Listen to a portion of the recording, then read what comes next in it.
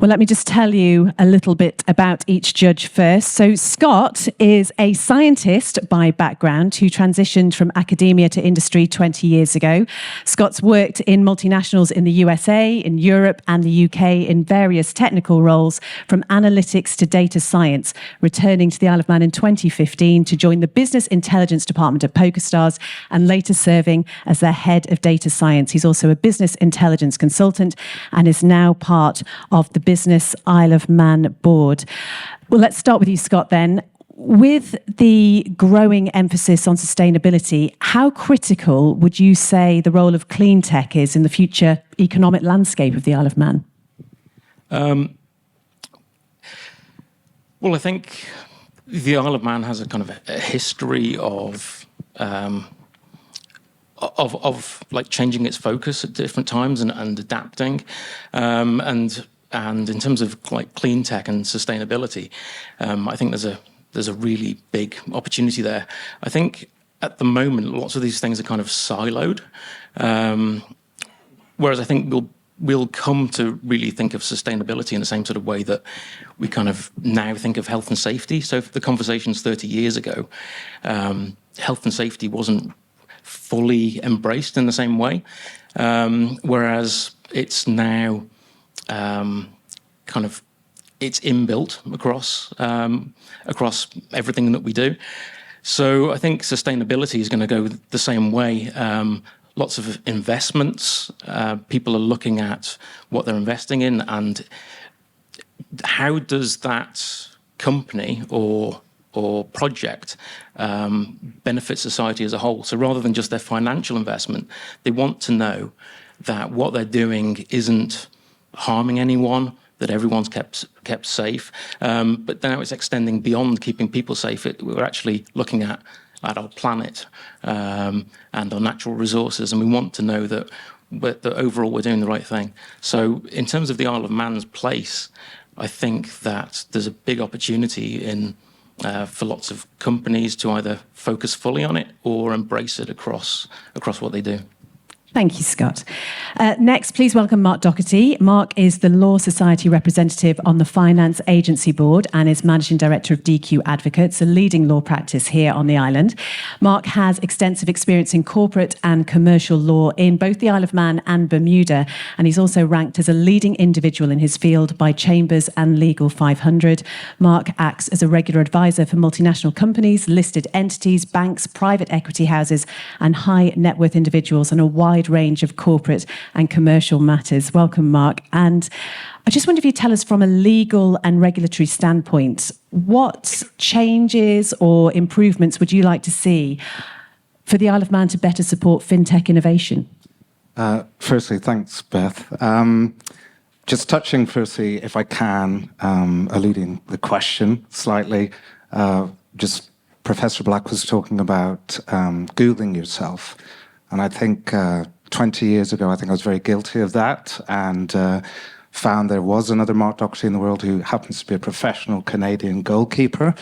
I haven't got in touch with him. And I'm also now kicking myself for not putting this question into ChatGPT to come up with an answer. I wish I'd done that. So I've been practicing for 25 years now on Ireland. And I think I'm particularly excited by what I think is a sort of new dawn, specifically on legislative and regulatory front.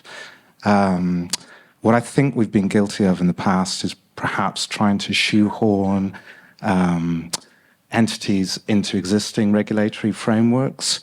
And I think there's been lessons learned by that. But I do think with the advent of the digital finance agencies and this adaptability that the government and both public and private sector are doing to help educate each other on these fronts. We've seen the new dawn emerge, and I'm particularly excited by the new sandbox that the regulator has developed. There's someone utilising that sandbox at present. So I'm sure that there'll be some regulatory changes in their framework as a result of that sandbox. So that's exciting. We also have a head of innovation in our regulator, which we've never had before, which is fantastic. I'm also excited by the cyber asset consultation that is currently underway. I think we're exploring areas in fintech and insurtech, which we've never done before. And all of this, with this willingness to adopt around it, is incredibly exciting for me. Where I think we could get better is creating that full ecosystem. And I think we can get better in areas like work permits, immigration. I think, it's us like the UK, there is a skills shortage, specifically in the tech sector. What I think we could do, maybe look at removing the requirement for work permits for a UK worker to work in the Isle of Man in the tech sector. Perhaps look at rights to work in the UK and adopt that model here on the island just for the tech sector. And I also think the access to funding model, perhaps, I know we have the grants that are available. I think they are wide-ranging, but maybe slimline that into direct funding, which would you would hope initiate some ability for the new startups then to exist. Thank you, Mark. We have Bernd Petak here, who is a Digital Isle of Man board member and an Isle of Man-based technology executive, investor and corporate director, a former software engineer, ex-strategy and operations consulting partner with Deloitte, and a multi-time company founder, I need to get this right, CEO, COO and CFO. Bernd is an investment partner and co-founder at Northmark Ventures, which is a micro-venture capital firm focused on advanced technology, software as a service, and fintech businesses with a strong product market fit. And he also acts as managing director for Make IT Global, which is an Isle of Man technology advisory, engineering and operations firm focused on the UK and European markets. Bernd, I just wanted to ask you how important you think initiatives like the ones we've been hearing about are to the advancement and development of technology on the island. We should get ChatGPT to rewrite that bio, I think. But I'd be very interested in what they come up with.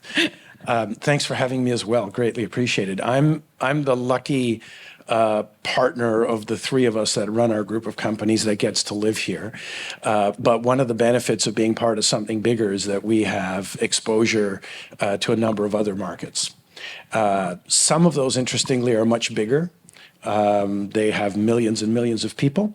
But our home market in Canada is Yukon Territory, which is about half the size of the Isle of Man, and I dare say twice as isolated. So we can kind of see what works and what hasn't worked in those places in regards to events and initiatives like this one. And I think the conclusion that we've come to is that in a place like Vancouver or New York or San Francisco, a lot of good things that might benefit everyone in the room here happen automagically.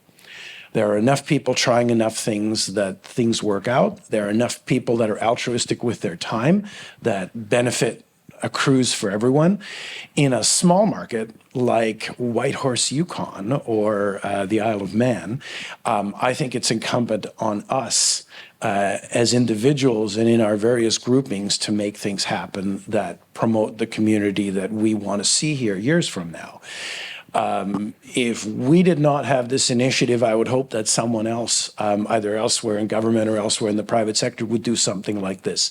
If we don't take the bull by the horns and run things like the Innovation Challenge, then we should not expect the kind of benefits that, community benefits, that we see in these larger markets. Here, if we don't do it as individuals or we don't do it together, they're not going to happen. So that's our observation. That's why we volunteer and try and help as best we can wherever we operate, because we think it's critical. Wonderful. And completing our judging panel is Sarah Mercer, who is an award-winning climate communicator and trainer known for her work with Aim High Earth, and that's at companies like Sky, Unilever, and also the NHS.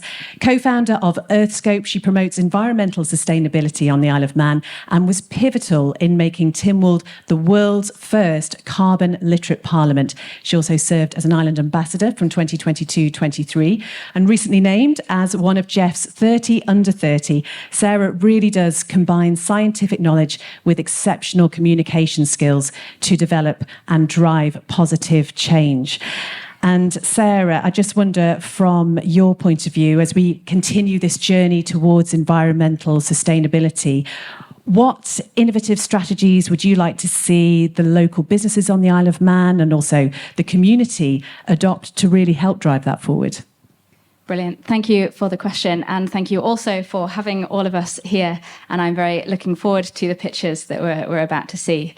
The strategy that I would encourage all businesses to adopt, not just Isle of Man, but thinking globally, is to centre the idea of biosphere in every decision made at every scale.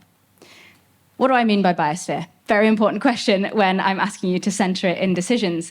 Biosphere includes all of those obvious things that we expect. So the air that we breathe, the landscape around us, the land that we walk on, the atmosphere, the things underneath. But it also includes ourselves. We are an integral part of that biosphere. It includes our communities, our societies, how we connect with one another. It includes our economy. And biosphere is that interconnectedness of all living things. And I'm talking here both about the UNESCO Biosphere Isle of Man, this biosphere that we're currently in, but also biosphere as a term referring to the world, the whole world of that interconnected living things. And I think by centering the biosphere, that idea of biosphere, in every decision that you make, in every business, at every scale, that in itself can drive innovation. It can change how we think about businesses, what we consider success means. And it is one of the best teachers of innovation out there. So all of those things combined, I think, is a fantastic direction to be going in. Those are some very good words, but what does that actually mean in practice? So I work with Aim High Earth, as you mentioned, that charity, and they have centred the biosphere, they have centred nature in their decision-making. They have put nature on the board of directors. They've given them a voice and a vote.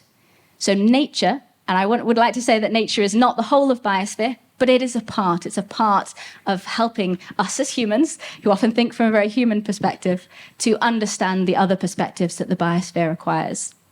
But they've given it a vote and a driving force of deciding the direction of Aim High Earth. And on another scale, by centering that idea of biosphere, it can help you decide down to the ideas of what packaging do I use? How do I deliver the product? What happens at the end of life of this product? It can help us to innovate and to make decisions that put people, planet, and the rest of nature at the centre of what we do. So how amazing to have this Biosphere Award in the Innovation Challenge this year. It is absolutely fantastic.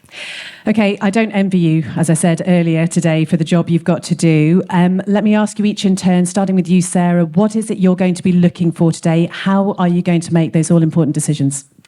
I think as Biosphere Judge, I've potentially just answered my own question there. I will be looking for products, for organisations, for businesses that do just that centre biosphere in how they make decisions and in how they deliver what they are delivering. And Bernd, how are you going to judge your category? Well, as you said, it's a difficult job, and I think every single one of the candidates that's being put in front of us has a fantastic idea. I think all of them are potentially highly impactful from every perspective, including the biosphere one. I think I'm going to look at who looks like they have the willingness and commitment and ability to actually deliver through to the final outcome. Because ideas are worth zero, execution is worth everything. So I'm going to, I think, focus on execution. And Mark, what are you looking for? I'm easily pleased, to be honest. So I'm just super excited to see everyone. I am a bit of a technological dinosaur. confession. So everyone wows me. So don't be scared in terms of your presentation. And yeah, as I said, I'm easily won over. What am I looking for? I think I'm looking for a solution-driven product that speaks of the island and something that can assist and focus on maybe the island itself and can really center itself here. That excites me. And Scott, what's going to set the winner apart for you? Kind of similar to Bernd, really, in terms of it's one thing to have a great idea, but how do you execute that? How rounded is it? Like, so I mean, some people have like drawers full of great ideas that just sit there. So what I want to see is something that's kind of part of a solution, so it's not just a problem.